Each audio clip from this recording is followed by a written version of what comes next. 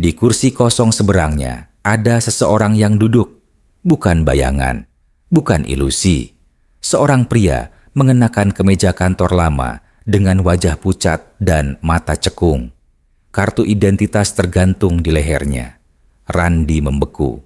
Keringat dingin mengalir di pelipisnya. Pria itu menatap layar komputernya sendiri. Tangannya bergerak mengetik dengan mesin ketik tua yang entah dari mana muncul. Suara ketik itu sinkron dengan detak jam. Halo semuanya, terima kasih sudah mampir ke channel Karel Si Bapa dan melihat video ini. Di bulan Ramadan ini, saya mengucapkan selamat berpuasa untuk sahabat yang merayakan. Semoga bulan ini menjadi momen penguat tali persaudaraan dan kebaikan. Amin. Untuk mendukung channel ini, jangan lupa untuk like dan subscribe-nya, serta nyalakan lonceng notifikasinya agar tidak ketinggalan cerita lainnya. Oke, kita langsung ke ceritanya.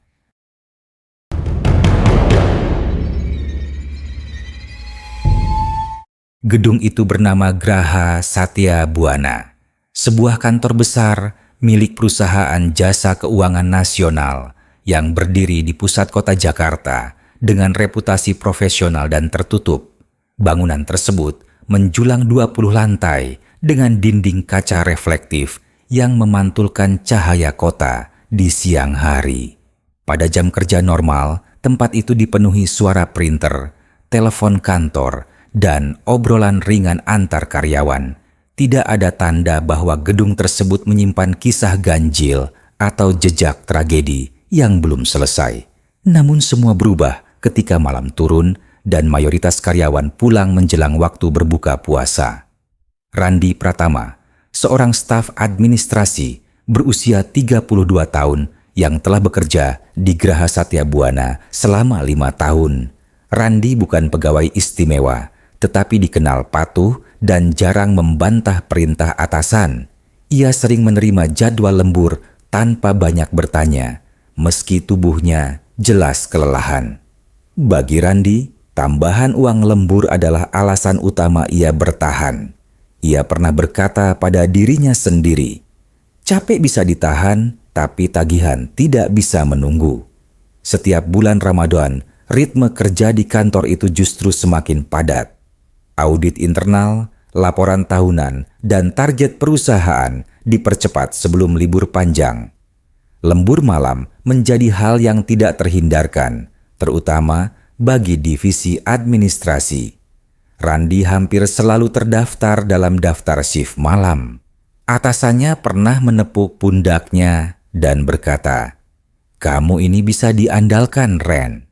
Biasanya Randi berbuka puasa sendirian di pantry lantai 10. Ia membuka bekal sederhana dari rumah sambil menunggu azan maghrib terdengar samar dari luar gedung. Kadang ia bergumam pelan, "Puasa tapi tetap lembur, lengkap sudah." Tidak ada yang menjawab selain dengung pendingin ruangan. Kesunyian itu sudah menjadi bagian dari rutinitasnya. Rekan kerja terdekat Randi adalah Andin, staf keuangan yang sering lembur bersamanya. Andin dikenal ceria dan banyak bicara di siang hari. Namun setiap malam, sikapnya berubah jauh lebih pendiam. Suatu malam, Andin menatap koridor kosong dan berkata pelan, "Kamu nggak ngerasa kantor ini beda kalau malam?" Randi menjawab sambil tersenyum lelah, "Paling cuma sugesti karena capek." Andin tidak menertawakan jawabannya. Ia justru menarik kursinya lebih dekat dan berbisik, "Aku serius, Ran." Randi mengangkat alis dan bertanya, "Serius kenapa?" Andin menghela napas lalu berkata, "Kalau sudah lewat jam 2, jangan sendirian." Kalimat itu terdengar seperti peringatan, bukan candaan. Selain Andin, ada Rudi, satpam senior yang berjaga setiap malam. Rudi telah bekerja di gedung itu sejak awal berdiri.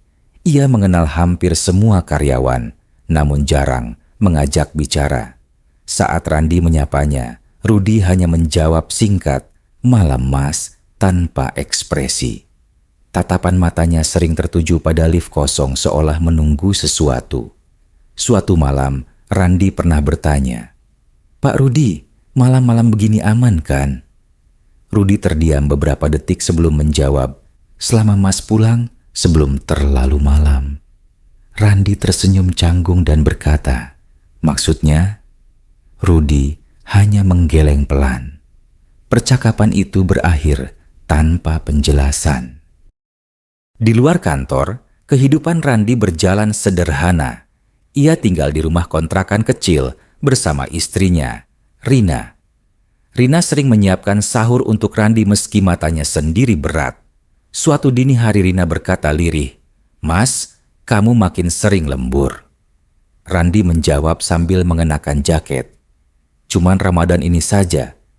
Rina menatapnya dengan ragu. Ia berkata, "Kamu kelihatan capek, Mas." Randi tersenyum tipis dan menjawab, "Nanti juga terbiasa." Kalimat itu terdengar seperti kebohongan yang ia ucapkan pada dirinya sendiri. Randi berangkat sebelum Rina sempat berkata lebih banyak. Suasana kantor di malam hari terasa asing meski Randi sudah bertahun-tahun bekerja di sana. Lampu koridor tidak semuanya menyala, menciptakan bayangan panjang di lantai marmer. Suara langkah kaki terdengar berlipat ganda di ruang kosong.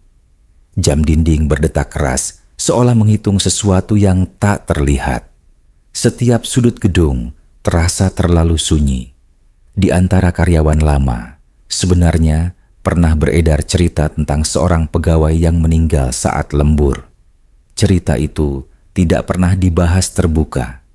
Nama pegawai tersebut jarang disebut, seolah sengaja dihapus dari ingatan kolektif. Randi pernah bertanya pada Andin, katanya dulu ada yang meninggal di sini. Andin langsung menjawab singkat, "Itu cerita lama, nggak usah dibahas."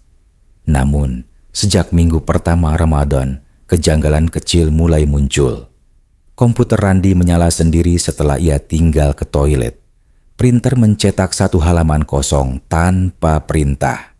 Randi menggerutu, server error lagi, sambil mematikan perangkat.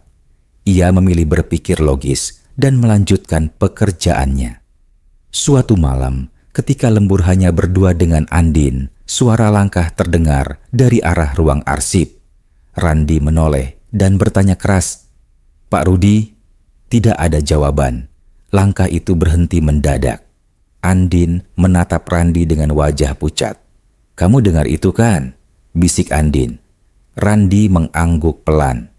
"Paling AC atau tikus," jawab Randi, meski suaranya tidak yakin. Andin memeluk lengannya sendiri dan berkata, "Aku nggak nyaman." Mereka bekerja dalam diam setelah itu. Ketika jam menunjukkan pukul 1 dini hari, Andin bersiap pulang. Sebelum masuk lift, ia menatap Randi dan berkata, "Ren, jangan lama-lama." Randi menjawab, "Iya, sebentar lagi." Lift menutup perlahan. Randi kembali sendirian di lantai 10. Malam itu berlalu tanpa kejadian besar, tetapi rasa gelisah tidak ikut pergi.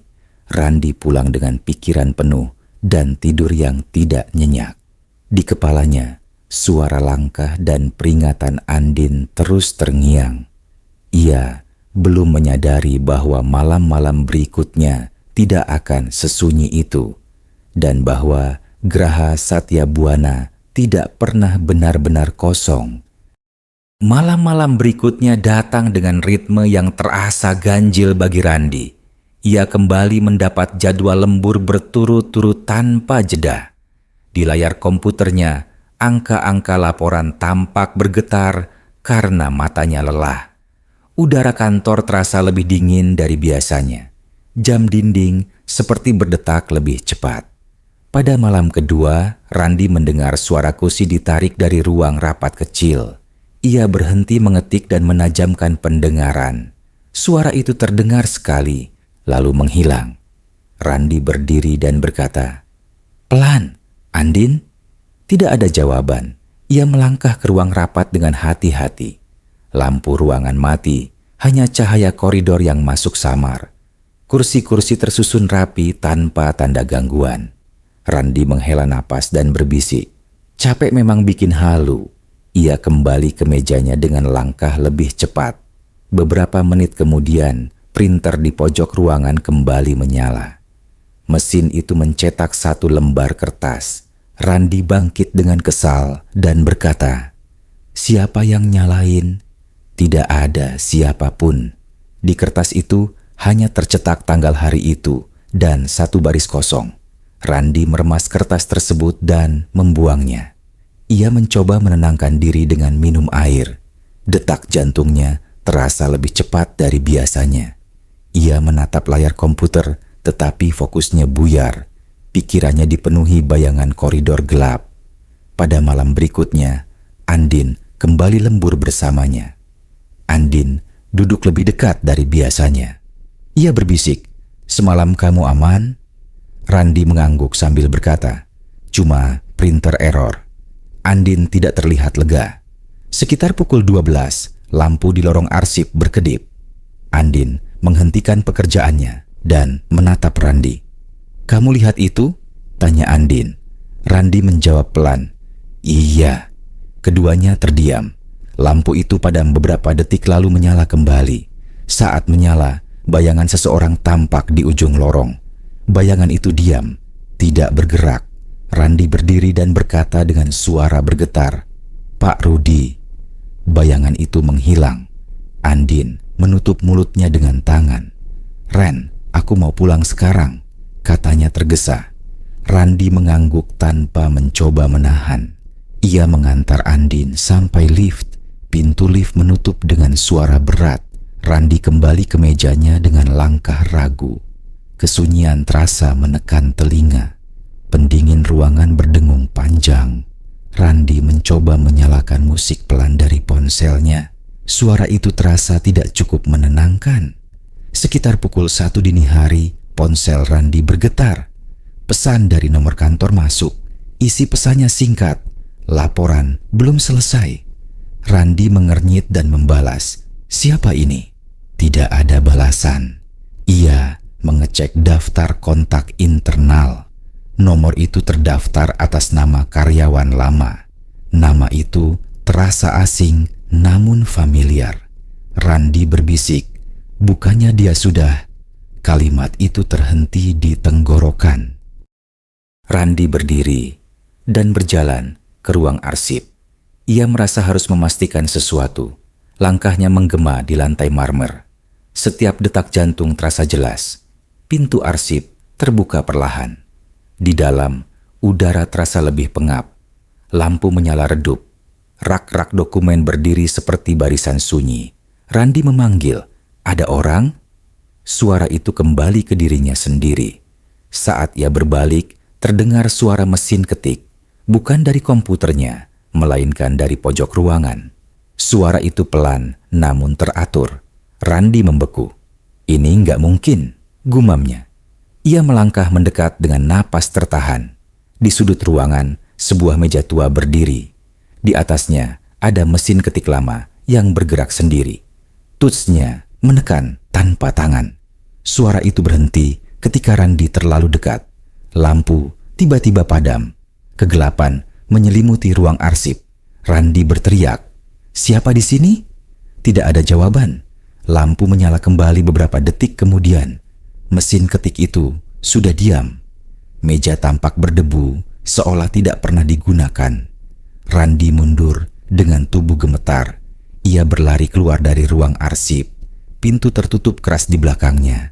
Randi turun ke pos satpam dengan napas terengah. Rudi menatapnya dengan ekspresi datar. "Mas, kenapa?" tanya Rudi. Randi berkata terbata, "Ada orang di arsip." Rudi terdiam lama. Rudi akhirnya berkata pelan, "Mas, lihat apa?" Randi menjawab jujur, "Mesin ketik jalan sendiri."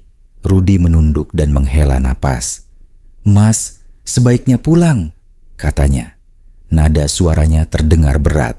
Di rumah, Randi tidak bisa tidur. Ia terbangun berkali-kali oleh mimpi buruk.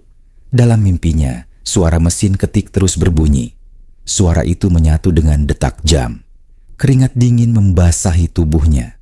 Pagi harinya, Randi mendapati pesan dari Andin. Pesan itu berbunyi, "Ren, aku mau cuti." Randi membalas, "Kenapa?"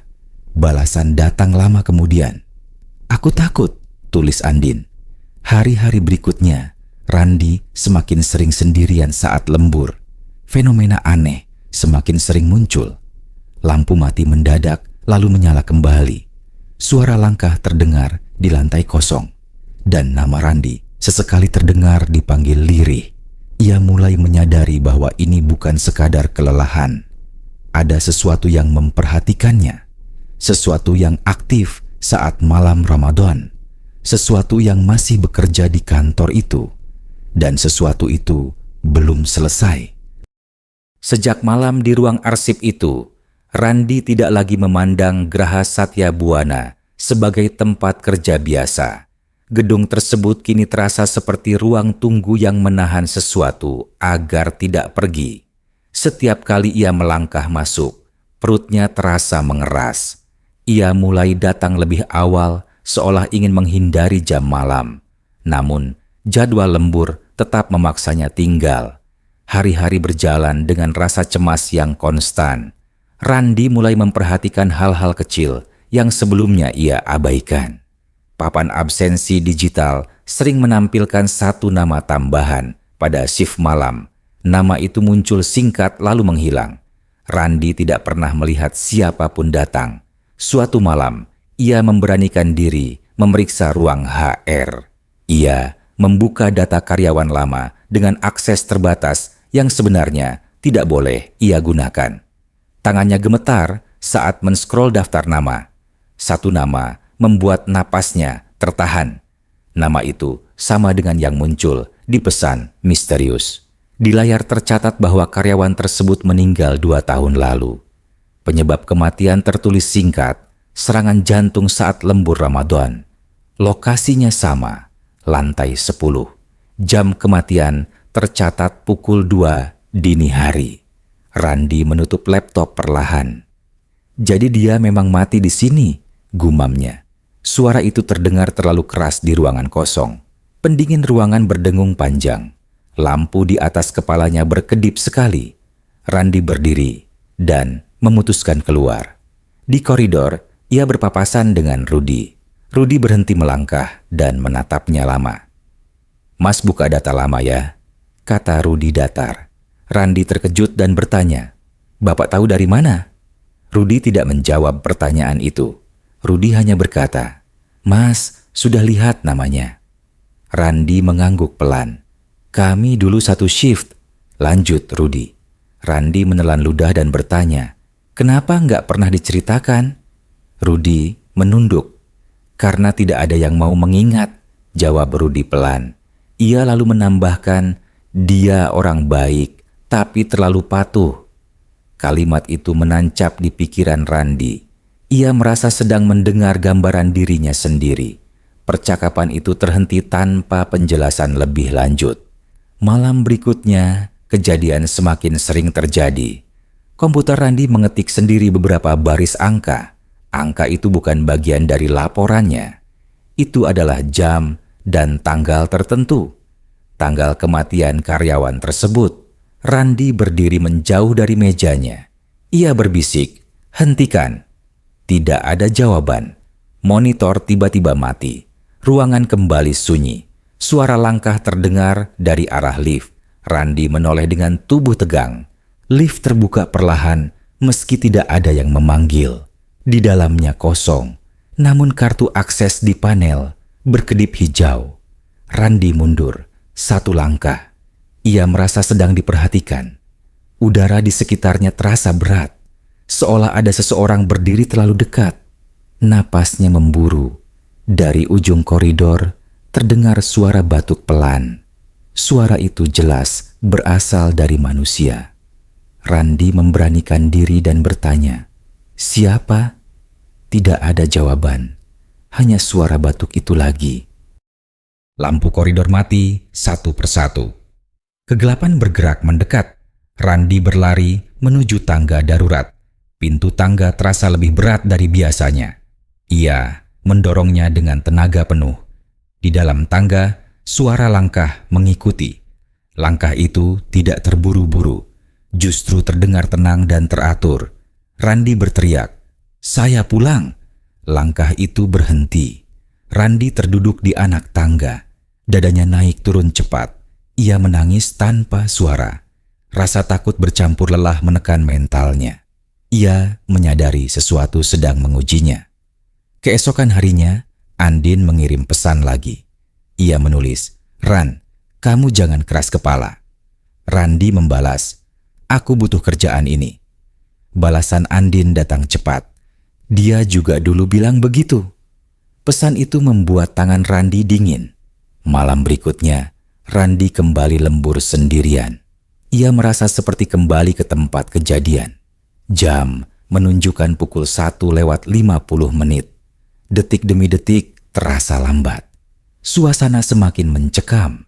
Di layar komputer muncul jendela chat internal. Tidak ada nama pengirim. Pesannya berbunyi, "Kamu kuat." Randi menatap layar tanpa berkedip. Ia membalas, "Kamu siapa?" Balasan datang hampir seketika. "Yang tidak pernah pulang," tulis pesan itu. Jantung Randi berdegup keras. Ia menutup layar. Namun pesan itu tetap muncul di monitor lain. Suara mesin ketik kembali terdengar. Kali ini dari belakangnya. Randi tidak berani menoleh. Ia berbisik, "Aku cuma mau kerja." Suara itu berhenti, lalu terdengar suara kursi ditarik. Napas seseorang terasa dekat di telinganya. Sebuah suara berbisik pelan, "Lanjutkan lemburnya." Randi berteriak dan berdiri. Ruangan kembali kosong. Ia menyadari satu hal yang membuatnya semakin takut. Kehadiran itu tidak marah, tidak mengancam, justru seolah memastikan pekerjaan tetap berjalan, seperti karyawan yang tidak pernah diizinkan berhenti. Randi pulang dengan tubuh gemetar. Di rumah, Rina menyadari perubahan sikapnya. "Mas, kamu kenapa?" tanya Rina. Randi menjawab pelan, "Kalau aku berhenti kerja, kita gimana?" Rina terdiam. Rina berkata, "Kerja boleh, tapi jangan sampai habis." Kalimat itu terus terngiang di kepala Randi. Ia mulai menyadari kemiripan nasibnya dengan karyawan yang meninggal itu. Ia merasa sedang berjalan di jalur yang sama. Dan waktu terus mendekati jam 2 dini hari. Malam itu datang seperti malam-malam sebelumnya. Namun, ada sesuatu di udara yang terasa final bagi Randi.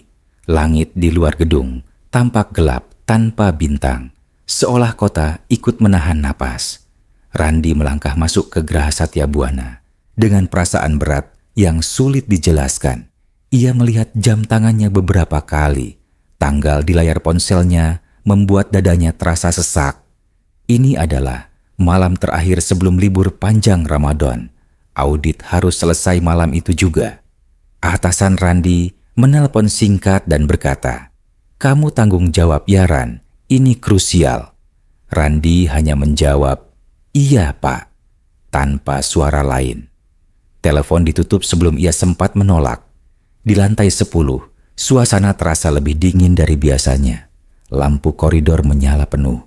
Tidak ada yang redup. Kesempurnaan itu justru terasa salah. Randi duduk di mejanya dan menyalakan komputer. Layar menyala lebih cepat dari biasanya. Jam menunjukkan pukul 1:30. Jantung Randi berdegup tak beraturan. Ia mencoba fokus menyelesaikan laporan. Jarinya bergerak cepat di keyboard. Suara ketikanya terdengar seperti gema. Tiba-tiba, suara mesin ketik tua menyela. Bunyinya jelas dan teratur. Randi menghentikan tangannya. Ia menutup mata sebentar, lalu membuka kembali dengan napas tertahan. Di kursi kosong seberangnya, seseorang kini duduk. Bukan bayangan, bukan ilusi. Seorang pria mengenakan kemeja kantor lama dengan wajah pucat dan mata cekung. Kartu identitas tergantung di lehernya. Randi membeku. Keringat dingin mengalir di pelipisnya. Pria itu menatap layar komputernya sendiri. Tangannya bergerak mengetik dengan mesin ketik tua yang entah dari mana muncul. Suara ketik itu sinkron dengan detak jam. "Kamu lembur juga?" tanya pria itu dengan suara datar. Randi mencoba berbicara, namun suaranya tidak keluar. Pria itu melanjutkan, "Bagus." Nada bicaranya tenang, terlalu tenang, seperti rekan kerja biasa. Randi akhirnya berbisik, "Kamu siapa?" Pria itu menoleh perlahan. "Masih tanya begitu?" jawabnya.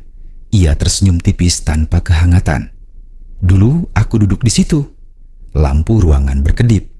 Monitor menampilkan data absensi. Nama pria itu muncul aktif. Jam masuk tercatat pukul 8 malam. Jam pulang kosong. "Aku nggak boleh pulang," lanjutnya, "sampai semua selesai."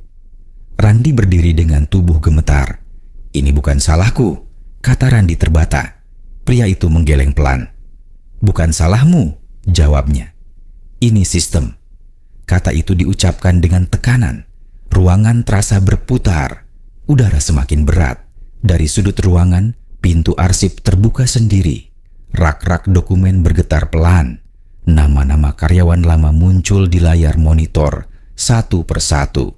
Beberapa di antaranya tercatat sudah meninggal. Status mereka semua sama, lembur. Randi menutup telinganya. "Aku mau pulang," teriaknya. Pria itu berdiri. Bayangannya memanjang di lantai. "Kalau kamu pulang," katanya pelan, "siapa yang gantiin?" Jam dinding berdentang keras. Pukul 2 dini hari. Lampu padam serentak. Dalam kegelapan, suara ketik semakin cepat. Seperti puluhan tangan bekerja bersamaan. Randi berlari menuju pintu keluar. Namun pintu tidak terbuka. Kartu aksesnya berkedip merah. Di layar kecil muncul tulisan, "Shift belum selesai." Randi memukul pintu dengan panik. Di belakangnya, suara pria itu terdengar lebih dekat. "Kamu sama sepertiku," katanya. "Takut kehilangan kerja." Randi berteriak, "Aku punya keluarga." Suara itu terdiam sejenak. "Dulu aku juga," jawabnya lirih. Nada suaranya berubah. Ada penyesalan di sana. Namun terlambat, langkahnya semakin mendekat. Randi jatuh tersungkur, napasnya terengah. Di kepalanya, wajah Rina dan anaknya terlintas. Ia menangis dan berkata, "Aku berhenti." Kalimat itu keluar begitu saja. Suara mesin ketik berhenti mendadak. Ruangan menjadi sunyi. Lampu menyala perlahan. Pria itu berhenti melangkah. Wajahnya terlihat retak. "Kamu berani berhenti?" tanyanya. Randi mengangguk dengan tubuh gemetar. "Aku pulang," katanya tegas, meski takut. Pria itu menatapnya lama, lalu tersenyum pahit. "Kalau begitu," katanya pelan, "gantinya bukan kamu." Lampu padam kembali. Terdengar suara jeritan dari arah lain lantai. Jeritan manusia. Lampu menyala. Randi mendapati dirinya sendirian. Mesin ketik tua hilang. Kursi di seberangnya kosong. Pintu keluar kini terbuka. Randi berlari turun tanpa menoleh. Di pos satpam, Rudi tidak ada. Hanya radio menyala dengan suara statis. Randi keluar gedung dengan napas tersengal. Azan subuh mulai terdengar. Di luar, ponselnya berdering. Pesan dari nomor kantor masuk. Isinya singkat, "Shift malam selesai." Randi menjatuhkan ponselnya. Air mata mengalir tanpa ia sadari. Ia pulang sebelum matahari terbit. Di rumah, Rina memeluknya tanpa bertanya. Randi tidak menceritakan apapun. Ia hanya berkata, "Aku nggak lembur lagi." Rina mengangguk, seolah mengerti. Namun jauh, di dalam gedung Graha Satya Buana, satu kursi kembali terisi. Seorang karyawan lain duduk gemetar di depan layar. Jam menunjukkan pukul 2 dini hari. Dan suara mesin ketik kembali terdengar. Pagi itu, Randi bangun dengan tubuh masih gemetar meski matahari sudah tinggi. Cahaya masuk melalui jendela rumah kontrakannya terasa asing namun menenangkan. Untuk pertama kalinya setelah sekian lama, ia tidak bersiap berangkat kerja. Ponselnya tergeletak di meja tanpa notifikasi baru. Kesunyian pagi terasa seperti hadiah yang rapuh. Rina memperhatikannya dari dapur dengan wajah cemas. "Kamu yakin enggak masuk?" tanyanya pelan. Randi mengangguk tanpa ragu. "Aku sudah cukup," jawabnya singkat. Rina tidak bertanya lebih jauh. Hari itu berlalu dengan perasaan aneh. Randi terus merasa seolah ada sesuatu yang tertinggal di belakangnya. Setiap suara jam membuatnya menoleh refleks. Namun tidak ada suara mesin ketik. Tidak ada bisikan. Di kantor Graha Satya Buana, hari kerja kembali berjalan normal. Karyawan berdatangan seperti biasa. Tidak ada yang membicarakan malam sebelumnya. Sistem absensi berjalan rapi. Seolah tidak pernah ada kekacauan. Namun di ruang HR, seorang staf menemukan kejanggalan kecil. Di data shift malam terakhir, tercatat satu nama baru. Nama itu tidak dikenali oleh siapapun. Statusnya aktif. Jam pulangnya kosong. Rudi kembali bertugas malam itu. Ia berdiri di pos satpam dengan wajah lebih tua dari biasanya. Ketika jam mendekati pukul 2 dini hari, ia meneguk kopi yang sudah dingin.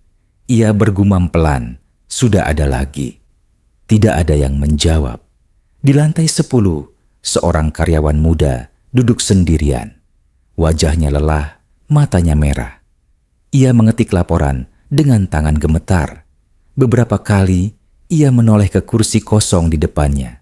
Ruang itu terasa terlalu sunyi. Lampu koridor berkedip satu kali. Pendingin ruangan berdengung lebih keras. Karyawan itu berbisik, "Aneh amat malam ini." Ia mencoba tertawa kecil, namun suaranya terdengar palsu. Di sudut ruangan, suara mesin ketik mulai terdengar. Pelan, teratur, sinkron dengan detak jam. Karyawan itu berhenti mengetik. "Pak Rudi?" Panggilnya ragu. Tidak ada jawaban. Suara ketik terus berlanjut.